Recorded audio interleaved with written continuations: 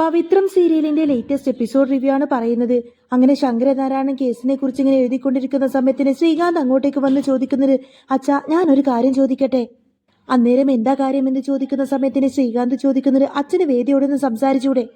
അച്ഛൻ വിളിച്ച തീർച്ചയായിട്ടും വേദ ഇങ്ങോട്ടേക്ക് വരും. വേദയെ സപ്പോർട്ട് ചെയ്യാൻ ആ വീട്ടിൽ ആരും തന്നെ ഇല്ല അച്ഛാ.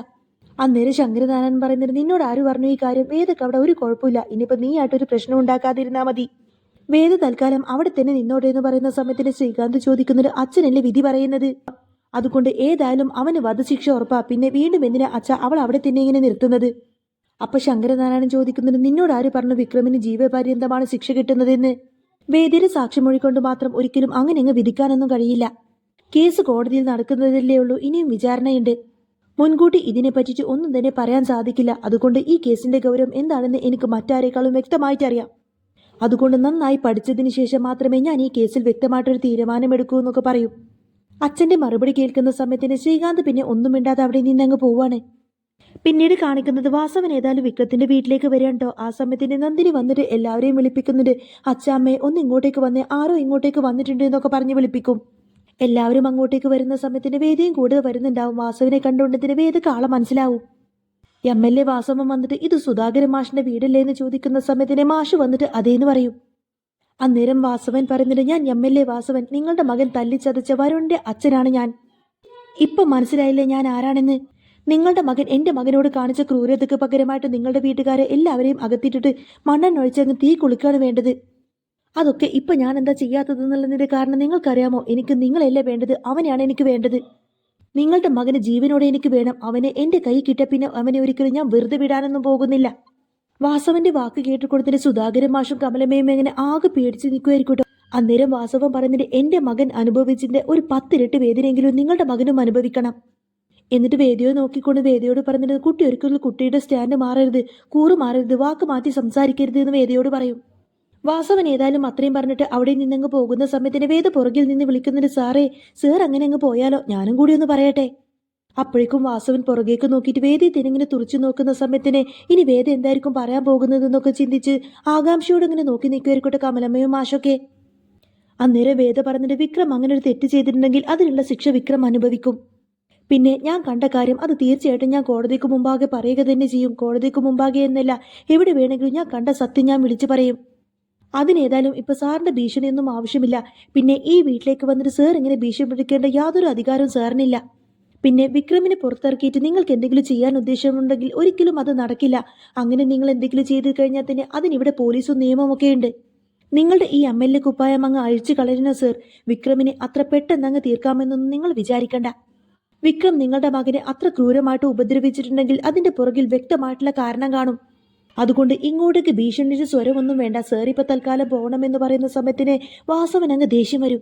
വാസവൻ വേദിയോട് പറഞ്ഞിട്ട്, കുട്ടിക്ക് എന്നെ കുറിച്ച് ഒന്നും അറിയാത്തത് കൊണ്ടാണ് ഇങ്ങനെയൊക്കെ സംസാരിക്കുന്നത്. തൽക്കാലം ഇതിനുള്ള മറുപടി ഞാൻ ഇപ്പൊ പറയുന്നില്ല, ഏതായാലും കോടതിയിൽ വെച്ച് കാണാമെന്നൊക്കെ പറഞ്ഞുകൊണ്ടായിരിക്കട്ടോ MLA വാസവൻ അവിടെ നിന്നു പോകുന്നത്. അയാൾ അവിടെ നിന്ന് പോയതിനു ശേഷം സുധാകരൻ മാഷിങ്ങനെ കമലമ്മയോട് പറഞ്ഞിട്ട്, ഇനി എന്തൊക്കെ ഞാൻ കാണുകയും കേൾക്കുകയൊക്കെ വേണം, ഇത്രകാലം മകനൊരു ഗുണ്ടയാണെന്ന് എല്ലാവരും പറഞ്ഞു കേട്ടിട്ടേ ഉള്ളൂ. പക്ഷെ ഇന്നേ വരെ എന്റെ വീട്ടിലേക്ക് കയറി വന്നിട്ട് ഈ വീട്ടിലെ എല്ലാവരും കൊല്ലുമെന്ന് ഭീഷണിപ്പെടുത്തിയിട്ടൊന്നുമില്ല. ഇപ്പതേ അതും എനിക്ക് കേൾക്കേണ്ടി വന്നു, തന്റെ മകൻ കാരണമെന്നൊക്കെ പറയും. അന്നേരം വേദ പറഞ്ഞിട്ട്, അയാൾ പറയുന്ന വാക്ക് കേട്ട് അച്ഛൻ ഒരിക്കലും വിഷമിക്കേണ്ട കാര്യമൊന്നുമില്ല. അയാൾ അത്ര നല്ല മനുഷ്യനൊന്നുമില്ല. അയാൾക്ക് അയാളുടെ മകന്റെ അതേ സ്വഭാവം തന്നെയാണ്. എന്നിട്ട് കമലമ്മയോട് ചോദിക്കുന്നത്, ഇപ്പൊ മനസ്സിലായല്ലോ അമ്മക്ക്, വിക്രം എങ്ങാനും പുറത്തിറങ്ങിക്കഴിഞ്ഞാൽ പിന്നെ അയാൾ എന്താണ് വിക്രമിനെ ചെയ്തു കൂട്ടുന്നത് എന്നുള്ള കാര്യം.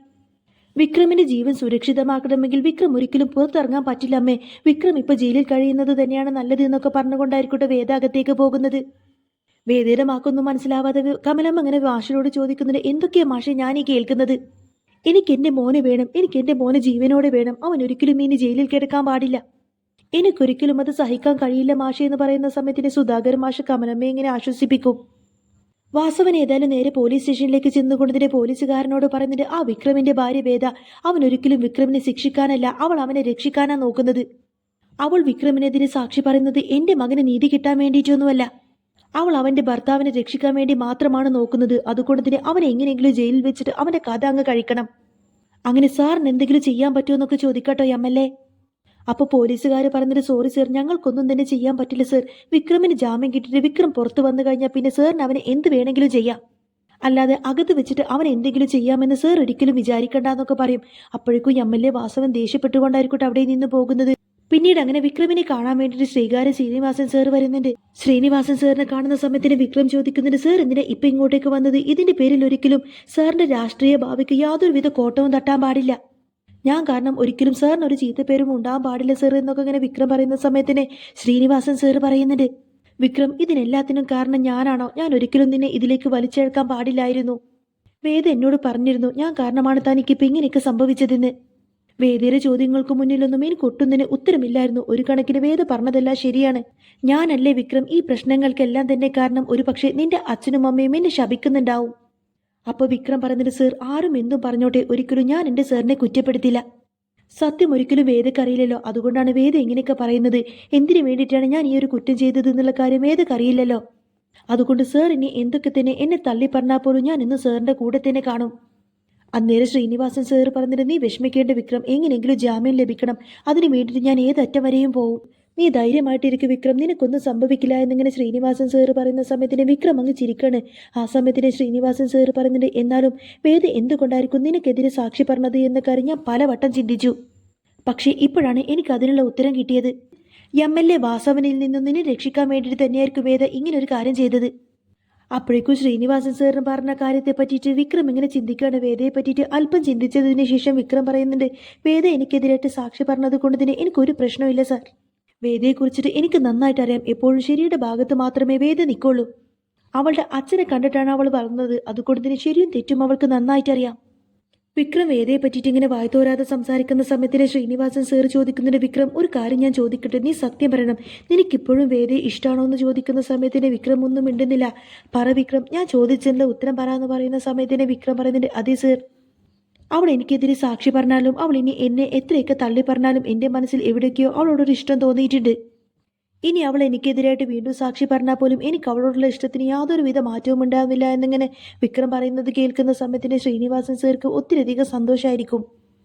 ഏതായാലും വിക്രമിനെ രക്ഷിക്കാൻ വേണ്ടിയിട്ടാണ് വേദ ഇത്ര വിദഗ്ധമായിട്ട് കളിച്ചത് എന്നുള്ള കാര്യമെല്ലാം തന്നെ വിക്രത്തിന് മനസ്സിലാവാണ്. അതോടുകൂടി തന്നെ വിക്രത്തിന്റെ മനസ്സിൽ വേദയോടുള്ള ഇഷ്ടം കൂടി കൂടി വരുന്ന ഒരു അടിപൊളി കിടിലൻ രംഗങ്ങളാട്ടോ ഇനി വരാൻ പോകുന്നത്.